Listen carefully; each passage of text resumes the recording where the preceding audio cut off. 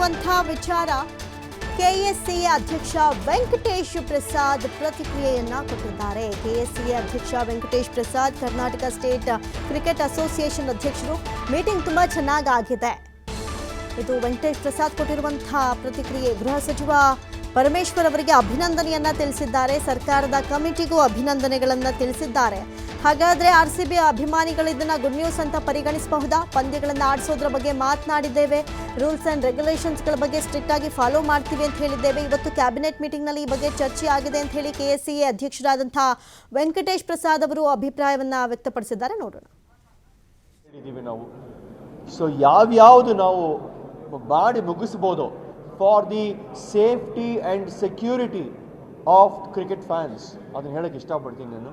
So ನಾವು ಏನೇನು ಕೆಲಸಗಳು ಮಾಡಿ ಮುಗಿಸೋಕ್ಕಾಗುತ್ತೋ ಅದನ್ನು ನಾವು ಫೇಸ್ 1ನಲ್ಲಿ ಇಟ್ಕೊಂಡು ನಾವು ಅದನ್ನು ಮೊದಲನೇ ಇನಾಗ್ಯುರೇಷನ್ಗೆ ಮುಂಚೆ ಮುಗಿಸಿ ನಾವು ಕೊಡ್ತೀವಿ. ಆ ಒಂದು ಅಶ್ಯೂರೆನ್ಸ್ ಕೊಟ್ಟಿದ್ದೀವಿ ನಾವು ಮತ್ತು RCB ಇಬ್ಬರು ಸೇರಿ.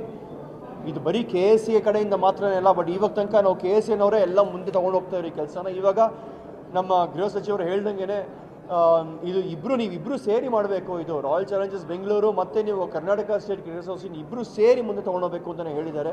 ಸೊ ಅದನ್ನು ಮಾಡೋಕ್ಕೆ ನಾವು ಒಂದು ಅಶ್ಯೂರೆನ್ಸ್ ಕೊಟ್ಟಿದ್ದೀವಿ ಖಂಡಿತ.